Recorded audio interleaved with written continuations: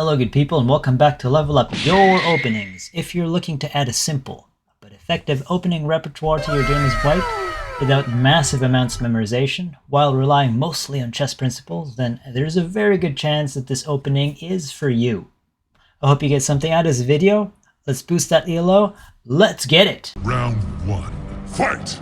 So you guys got past the intro. So today's opening is the ready for white. Knight to f3. A quick recap, the Reti-Zukertort starts with knight to f3. e5 is not available, so usually d5 by the opponent, and you challenge it with c4. Hoping to open that up, and the opponent doesn't accept, so you play e3. Usually those ideas there.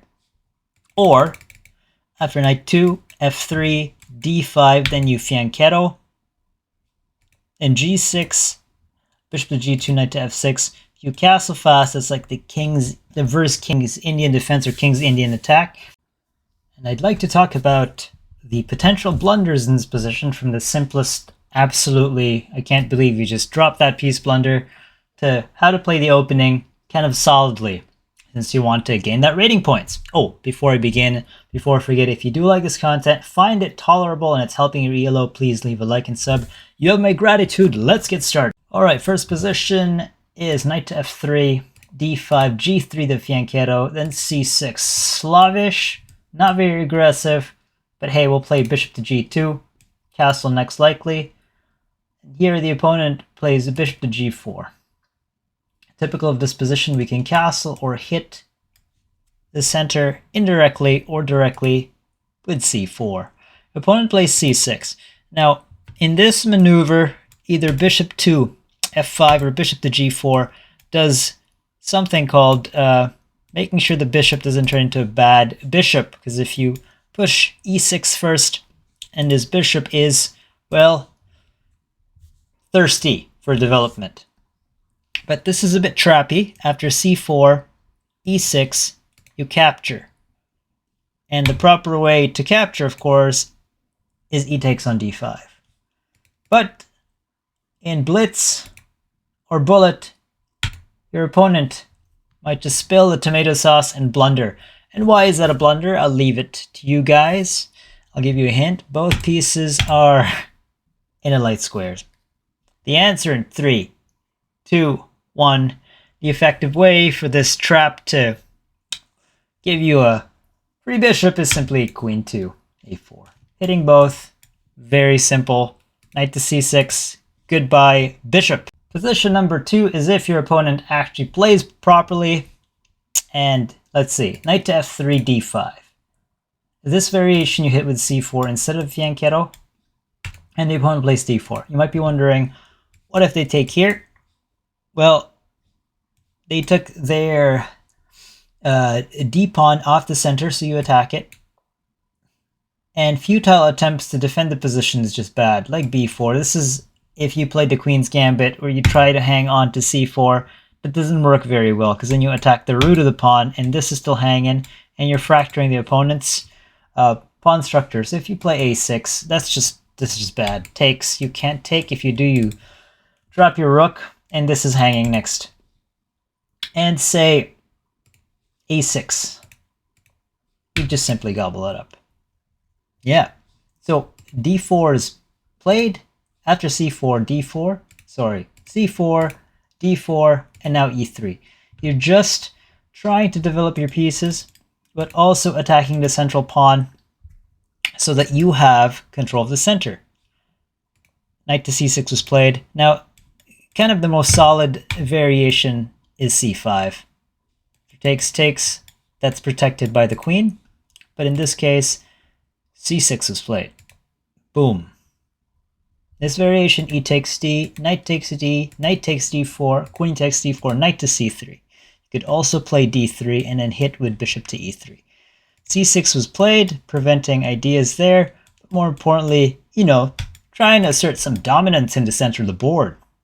Now d3. You can kind of see where this is going. Maybe develop or hit a bishop to e3. e5. Allowing the opening of the bishop. Bishop to e3, goodbye. Get out, not goodbye queen, but just get out of there. Bishop to queen to d6, d4 takes, queen takes, bishop takes. So yeah, you're kind of x-raying the pawn there in g7, but more importantly, maybe threatening that if they play knight to f6 to simply take, they'll have the double bishop pair. You fractured the pawn structure. It's just kind of awkward. So knight to h6, and it's a simple opening, not super trappy, except for this one. But as white, because nothing much happened, and you're now going to develop kingside or queenside, you're ahead in development just by a tempo or half a tempo, not outright winning. So castle, queenside. Knight to f5, trying to get rid of that. Also trying to get rid of the idea that the knight is in a bad spot in the corner there. So bishop to e5, now attacking that twice. Bishop to e6. Knight to e4, attacking that once, twice, 3 times. And f6. f6 tries to control e5, but that could be a weakness later on. Bishop to c3 was played after the attack, and here, what are the ideas? Maybe king 2, f7, maybe develop here. Actually, the strongest continuation is to simply push here. That's a super grandmaster move by Stockfish16. And in this position, your opponents may just play this move. And did you guys see that? Did you see that icon that I placed? Evidently you did, because it's the red tomato sauce of doom. And now it's up to you guys to find a brilliant counter blunder crusher here. Tell you the answer in 3, 2, 1. Hinting the fact that both of these rooks are in the same colored square, and you have a bishop. The winning move is knight takes on f6. After takes, you don't take here because you get countered. You take, which is a good move. If they take, well then, it's a lovely fork. If they don't take, well, they can kind of guarantee a slow and painful suffering if you know what you're doing. Last but not the least is position number 3. It's knight to f3, knight to f6, g3, d5, bishop to g2, g6. We're aiming for that King's Indian look. Castle king, c5, d3. Very conservative. This push doesn't guarantee immediate kind of commitment, pushing on a d4, but also maintains tension on e4, essentially. Here, knight 2, d2, knight to c6, knight b to d2, bishop to g7, now hitting the center with e4, castle king, rook 2. He doesn't push, that's overcommitting, get attacked multiple times. Here he tries to pin, bishop to g4, takes, hit. Where do you go? Here's a trap. Here, that's the horn of the fianchetto. Not a great spot. So black retreats. You play c3. And mind you, when you push moves like this to attack center, the pawn beside it gets weak. So that's a weakness. b6, as you can see, fianchetto. Knight to c4, hitting. Bishop to b7, now a4. Typical of a kind of King's Indian, except a white side. Queen to c7, and now queen to b3. Eyeing this idea, putting pressure here, and maybe there are pushes there. Rook f to d8, now a5. Good move. And if you're familiar with the structure, you'll kind of see this, but just to tell you that this opening isn't without venom. If say takes, you simply take, takes. And now, even though black is up a pawn, but at what cost? It's a fractured pawn structure. The pawns are all over the place. And now, the idea is hinting at this. also attacking this, and potentially if you move this, this gets dropped, right? And it's not easy to see what the plan is, but that there is a plan for the knight, of course, and it's not outright just tactics. Say h6, another strong move. You're attacking this. That was previously defended by this.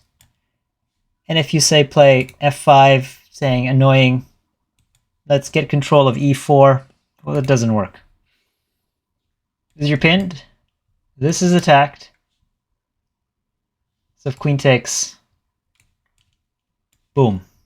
So going back, we got a5. Yep. Territorial expansion. Bishop to h6 by the opponent. Again, knight to g5. We're keeping the tension here. We're eyeing this. There is a nice and active presence there in the light square diagonal. And here the opponent plays e5. Yeah. And that is, unfortunately, a mistake. Why is that a mistake? Well, because, not just because I said so. It's because there's a tactic that happens when you've got once, twice, and 2 bishops on the board. Can you find that tactic in this opening? I'll give you guys 3, 2, 1. The tactic is rook takes on e6. Strong move. Takes. There's a fork, guys. Queen to d7. And now all sorts of chaos starts to happen. You take the exchange. Rook takes. And what is the next move in this position, guys? You potentially have an x-ray here. You have a nice bishop there. What's the next move? And you push this pawn. Hint, hint, hint, hint, hint. The answer in 3, 2, and 1. The strongest move is a takes on b6, attacking here. So now bishop takes. You have this lovely pin. You get nice ideas here, guys. So after takes, what's the next move? Destabilize the position, bishop to g5. You can't defend here, of course, it simply takes. There is a pin. So knight hits the queen, and now you've got this prophylactic, but tension, sustaining move, queen to a2, maintaining the pin. c4 now, but futile, because this is being attacked. Mind you, if this moved, if this moved, then you simply hit. After that, take. And now you have this game ending. Brilliant move.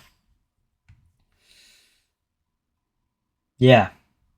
Because after queen takes, rook takes, hanging into balance, because just one lovely pin. And game over. So good old-fashioned venom of the ready, if you play correctly. Guys, quick recap from simple blunder to ideas in the ready as white.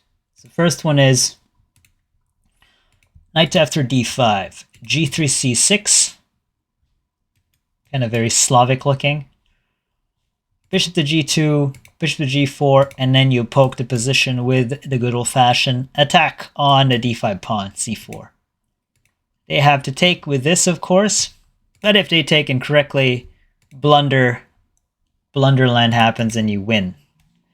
Part 2, knight to f3, c4, takes. Simple ideas. You don't even have to memorize a lot of it. Here, push, bishop to e3, hit, again. You're putting pressure here. They're likely going to move there. You castle, queenside, they hit you. Maintain tension. A lot of things drawn. I like to draw things. f6. And now, you don't usually want to wait for the blunder. I mean, h5 is the strongest move here, but it's hard for people to find that. So, if they spill the tomato sauce blunder, take on f6. And now, they can either go here, or take massive damage. game over. That's position 2. Position 3, guys, is knight f3, king's Indian. Easy to play, right? I mean, you know, king safety, attack here, simple stuff. Now, d3, knight to d2, bishop to g7, push. You need to attack the center either indirectly or directly and put tension. It has to happen. Otherwise, you're going to lose your games strategically. Boom. Maintain the tension. Take. Hit. And now, idea of restricting d4. Knight 2. Sorry, so many things drawn. The reverse of the king's Indian. Putting the knight here, pushing on a4. Queen. Idea is there. And territorial expansion. If they take, you fracture.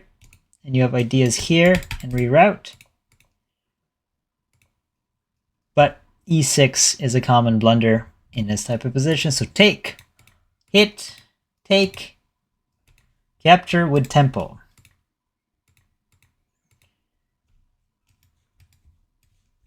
Hit the rook. Can't defend because takes. Move back. Capture. And now finish the game. Bishop 2. d5 check. Game over. Hope you guys got something out of that. Very simple. Magnus loved this opening. And Gukesh actually played it as a 16-year-old. Gukesh, new world champion. Hope you guys something got out of that. I'll see you guys later. Double peace.